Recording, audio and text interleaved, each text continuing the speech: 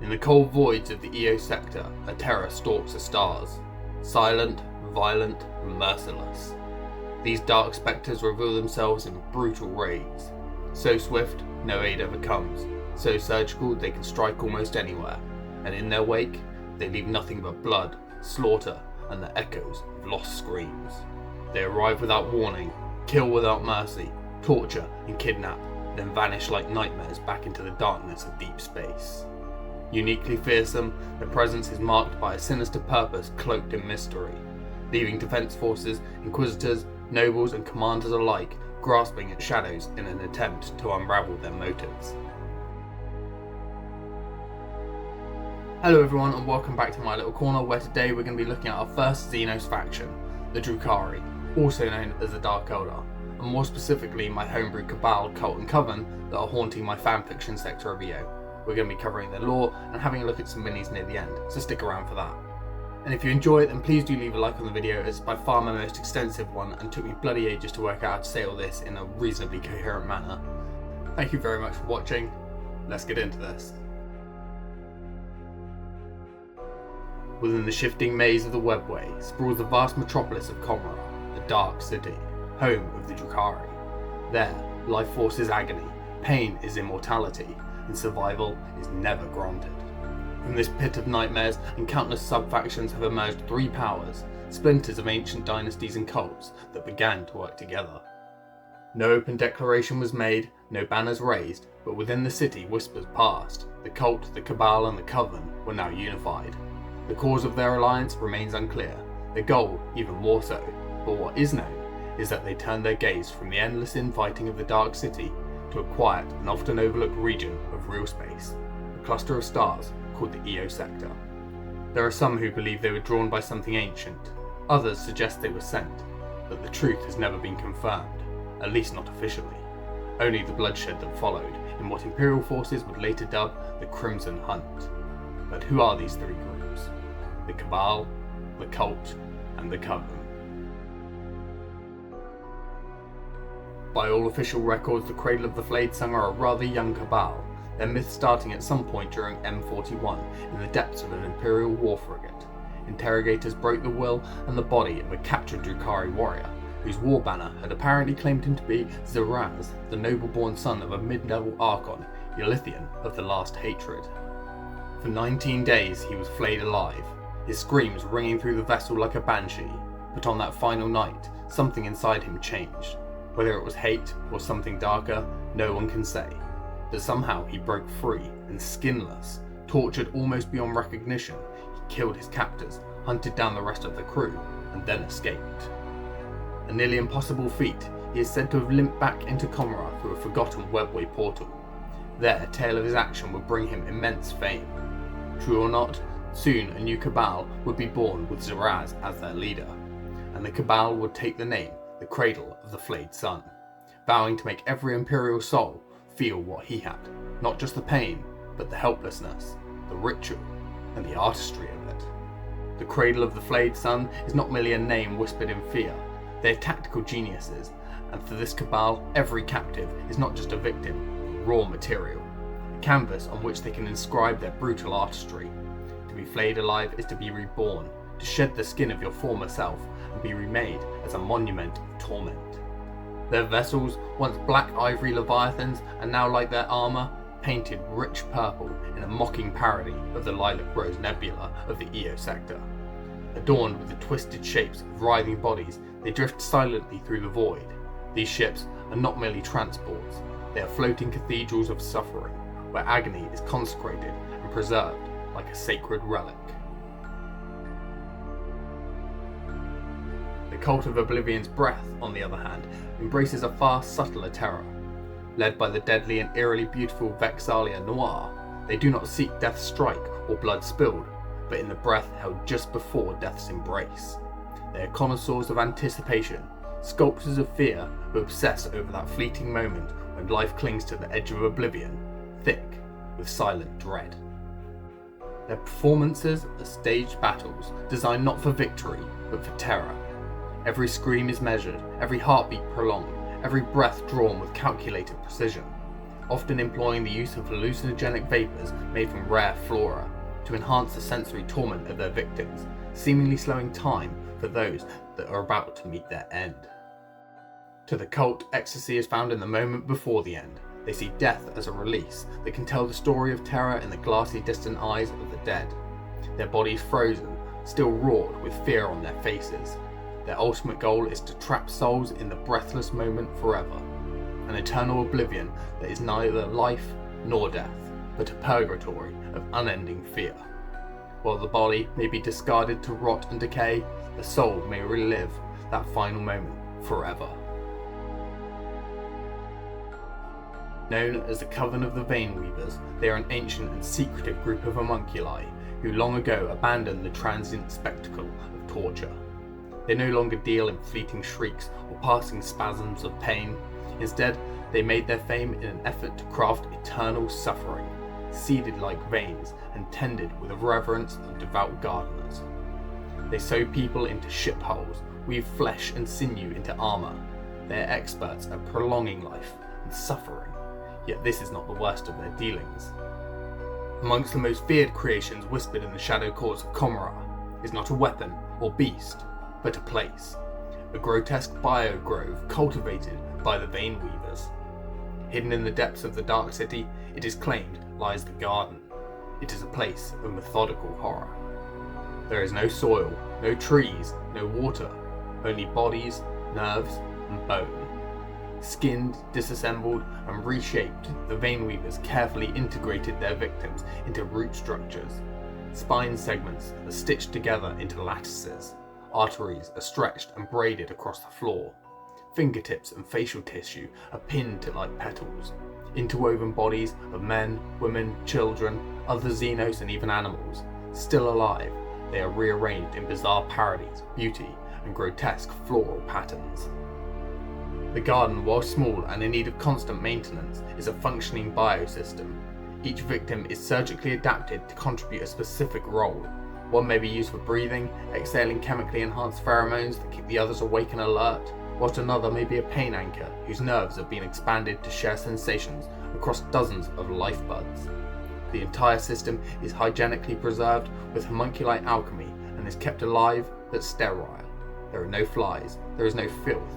Everything is clean, quiet, almost serene. Assistants walk the paths between the arranged bodies, tending to stretching ligaments, replacing dehydrated or dying segments, scraping cartilage grooves that might block or dull nerve endings. It is an ecosystem, and those woven into it do not scream. Many can no longer speak, but they feel, they tremble, and through psychic senses buried deep in the roots of the garden, their suffering is heard. Yet this is not the end. Quiet voices say that the homunculi's success is due to a root of experimentation so dark the mere thought of it is enough to send the Eldari insane. That it was all achieved through weaving these victims directly into harvested pieces of broken wraithbone, essentially fusing their victims by their veins, sinew and ligaments into solid warp energy. The scale of what this could possibly mean and the weaponry that could be forged as a result is not yet understood, but it's said whatever the garden is simply a proof of concept. On top of this, some in the Dark City whisper that a certain renegade bioalchemist might have once bartered for hidden knowledge in the shadow markets of Commorragh, leaving the city with secrets of psychoactive bonework that, while crude, eerily resemble elements of the Veinweavers' art. Coincidence? Rumour? Complete fabrication? Either way, nothing has ever come of these claims, and no such words have reached Imperial ears. The earliest recorded incursions of the Drukhari in the EO sector were written off by local command as isolated piracy events that date back to M37, and most likely this is true. But many in the EO sector would have you believe the same for the raids of the more modern times. But those who study the patterns of raids beginning in M41, with the grim benefit of hindsight, see something else, a method hidden beneath the madness. Its goal yet unknown, but a pattern emerges. For the purpose of time, we can only go into a few instances here, but a picture should hopefully appear to grow. One of the first such attacks occurred on Scarlight Gate, a logistics moon for intersector shipping. These strikes were precise, Bypassing all perimeter detection, they disabled the world's defense grid in under 6 minutes. But rather than take hostages or plunder resources, they instead dropped in and fled into the shadows. Imperial distress calls went out, and less than 14 minutes later, planetary response teams from the nearby worlds of Trident and Dead Star had arrived. They were allowed to land, spread out, and then the slaughter began. Local commanders were eliminated, Vox grids and signal codes traced and logged, and at least 4 companies and many thousands of civilians vanished without a trace. Another raid was on a small Vox station in the rings of a gas giant near Vantar 5. Insignificant, underfunded, and largely forgotten. Its entire crew of only 46 was discovered, every internal organ removed and displayed, woven into the walls, untouched by decay. There were no signs of forced entry, no alarms, and no tracks leading in or out. Then came the Viridian City Massacre, a killing of unfiltered savagery. The colony of Decimand was attacked during the season of Ascension, a time of planetary-wide festivals. Masked figures, seemingly entertainers, appeared at the heart of the celebration. However, it was soon noticed that they were wearing the faces of the governor's own family. Quite literally, before planetary Vox went dark. When reinforcements did arrive, assault and murder were just the tip of the iceberg. Security footage captured scenes of drunken dancers being vivisected mid-step. Civilians by the thousands were found sewn together by the spines, fused into walls, or sewn into machinery. Others completely dismembered. Yet some were almost frozen in place, with the pure fear of immediate death still inscribed onto their faces. At first, this attack and others like it were seen as before as mere raids. The sporadic nature and time apart made them a grisly but infrequent bother to the sector, and over the next few decades, every subsector within EO was hit at least once. However, they had not been about conquest, but about measurement, about calculating sector response times and defensive capabilities. Clearly, some areas of the EO sector were lacking. And while the Imperium began to take notice and grope for answers, the Drukhari struck again, this time more subtle. Marcos, an interplanetary shipping firm owned by the mid-tier cargo consortium Mercurial Freight, experienced a break-in at one of its warehouses on the world of Cord, the incident being reported by concerned neighbouring businesses. Curiously, however, while security staff were seemingly ritually slaughtered or tortured beyond recognition, including local authorities that had likely stumbled upon something far above their pay grade, only one storage cell was breached, and nothing was taken, or so it seemed. The truth? That cell had recently received a crate of smuggled salvage from a disbanded asteroid mining colony on the edge of the sector. Most of the haul had been catalogued and redirected to a black market 3 days before, what is now suspected to have been xenotech of some form. The next day, Marco's headquarters suffered a mass casualty incident when the CEO took his own staff hostage, killing them all, destroying his data files and ending his own life before setting the building on fire. At this point, sector law enforcement began to take notice. The early raids had left blood and panic in their wake, but no pattern anyone could decipher. What looked like chaos, however, was anything but. From within the dark of the webway, the Cradle, the Cult, and the Coven were now executing a far more deliberate plan. They had confirmed the existence of something hidden, something ancient, within the EO sector. Now they had to work out where it was, and who knew. But the Drukhari didn't strike at high command or noble palaces, not yet.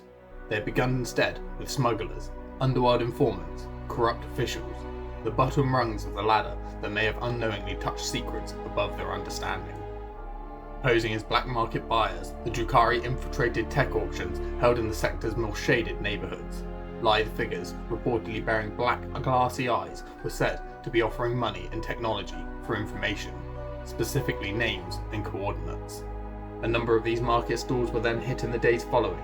Bodies were pinned to walls or sewn into their own market stalls, their eyes carved out. Children were hung off buildings and bridges like wind chimes by the trailing organs of their own parents pinned above them. Those that did survive were so mentally broken, even the Sisters of the Lilac Rose couldn't help them, and they were given the mercy of the Emperor's peace.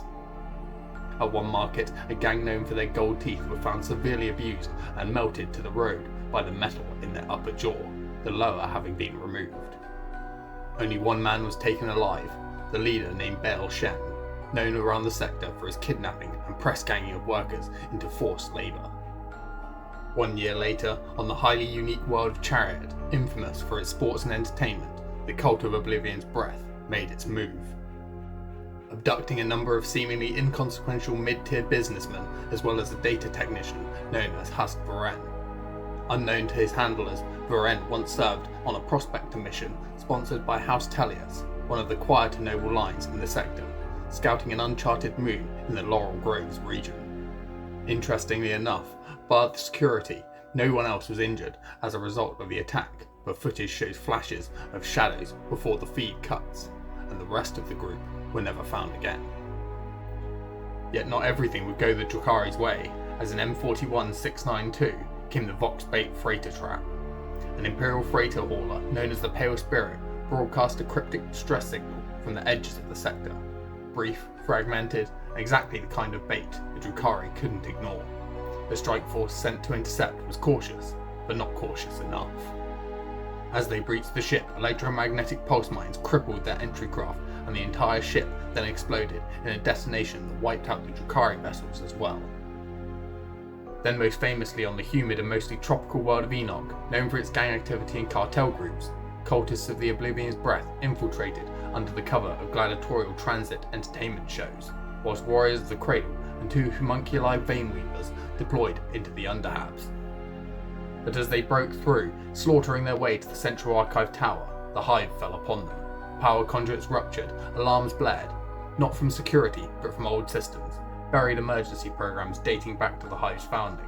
They had been triggered, the hive was booby-trapped, and whatever was there, whatever the Drukhari was seeking, had been long removed or never existed at all. The supports for the underhive blew, and an entire 3-spire segment of the city came crashing down upon them. Hundreds of thousands of Imperial civilians died, and any remaining Xenos were eradicated on sight. It was clear to everyone there were people in the sector who would rather obliterate everything than let their secret out. Yet as if to put the Imperium back in its place, a short while later an entire merchant convoy, travelling under the Radiant Path Guild, went dark in open void. No wreckage, no beacons. 3 months went by, then a single hauler was located at the edge of the A10 system. Its entire crew had been skinned and folded into the seats they had once occupied. Strapped to the command throne, a Vox recording played on repeat. Your hands touch things you do not understand. This was no random act. The Drukhari had been hunting, and the term the Crimson Hunt was born. It was found that one of the guild's navigators has held data on an unrecognised star lane near the world of Daedra. Then to put the nail in the coffin came the Lysandra incident. Lysandra Systems was a front, a trade company that supposedly dealt in void salvage and rare mineral retrieval. In reality, it was laundering an operation for prescribed tech and restricted void root data, much of it handled by agents within House Tellius. The Drukhari struck during a high-profile asset transfer, using shadow venoms disguised as Imperial escort vessels. The ambush was surgical, engines crippled, bridges flayed open, crews taken alive. Among them, Vice Director Halvor Kren, who had overseen the handoff of a sealed astropathic capsule said to contain survey data from a storm-walled gas giant. Whatever information he gave up is not known, but this event would send shockwaves through the sector. His own knowledge may have been partial, but what it is believed he gave up was a list of names. That list would sign the deaths of many to come, but for a time, the raid stopped, or appeared to. Minor disappearances, isolated power failures, corrupt cogitator logs, the kind of events that fill Imperial bureaucracy but rarely raise alarms. The Drukhari were watching, cross-referencing contacts, mapping patterns, marking targets. And the silence was not peace, it was simply a breath. This anticipation appeared to drive many insane. All of this has over time caught the attention of the Ordo Xenos on a number of occasions, yet the 3 Inquisitors that have investigated, one was believed lost to the warp along with her ship and full crew. The second was forced to redirect his attention to more pressing matters and is believed to have died fighting beastmen cults on the feral world of Wilden. Where the third was an inquisitorial kill team, including Sisters of the Lilac Rose from Pale, a confessor from Miranda, an out-of-sector inquisitorial agent and his retinue. All were ambushed and slaughtered, their remains nailed into the pattern of a rose on the great walls of a monastery on the world of Gravitas. Their gruesome remains were broadcast across Hive-World networks in the Cosmopolis subsector. Last known records show that they were investigating a connection between artisan guilds and a claimed new type of shipping container frame being sold on the planet that had psi-dampening effects. They were expected to locate the frames in a warehouse owned by Helion Dynamics, though nothing was ever found. Whilst the killings appear to be Drukhari hit, inconsistencies may point elsewhere. Since that event 2 years ago, over 4,000 business executives and high-profile people, including gang leaders and guild members from the sector of EO, and a further 2,500 from beyond EO's borders, have apparently gone missing, gone into hiding, or vanished entirely. 60 high-level figures from within the corporation of Lysander Systems would apparently commit suicide, and a further 40 from the House Tellius and their partner house Aurelian would go missing. One person of considerable interest to law enforcement, named Adrian Nemez, a powerful logistics magnate from Helion Dynamics, the company that owns shares in Mercurial Freight and is believed to have members in the Radiant Path Guild, was last seen boarding his private cutter. The ship was found drifting days later with no crew, only a lattice of skin stretched across the bridge windows. Another recent raid was on a monastery ship transporting priests of Pale, known for initiating last rites on victims of void disasters. The crew were pulled from their convoy mid-transit in less than 13 minutes, and all aboard butchered. Each one of them was found weaved into a net and placed in open void. They were found when a passing passenger vessel was ensnared in the web like a fish, over 150 bodies.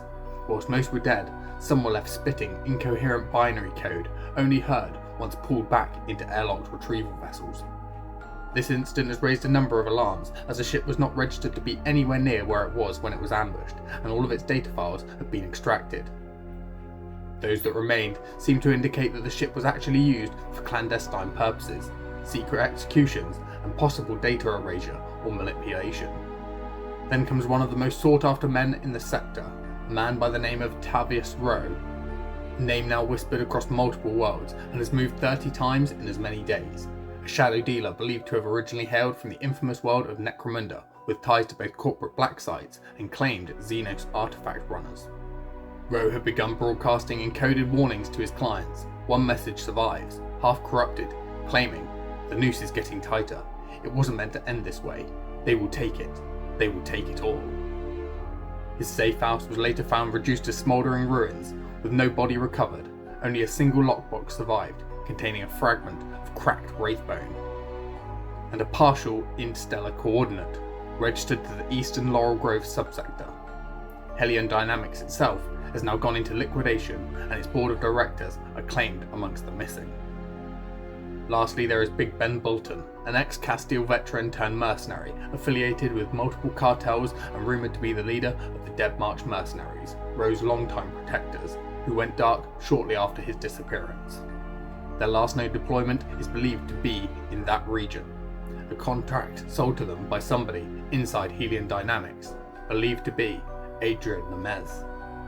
Current speculation is that a highly sophisticated and possibly old cartel based somewhere either on or near the worlds of Daedra and Enoch in the north of the EO sector is likely propped up by criminal enterprises and corrupt officials and has a stockpile of xenotech, possibly, most likely, Eldari, that they are selling on the black market and is possibly being integrated into Imperial technology, either through intent or pure ignorance.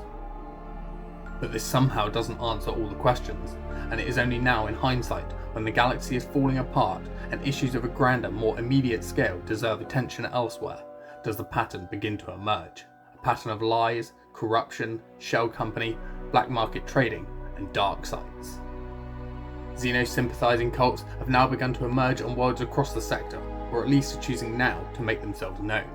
Local law enforcement can barely keep track of the information coming in, let alone piece it together or deal with it. One thing that has become clear though, is that for the most part, whilst there are exceptions, the Drukhari are not interested in military targets.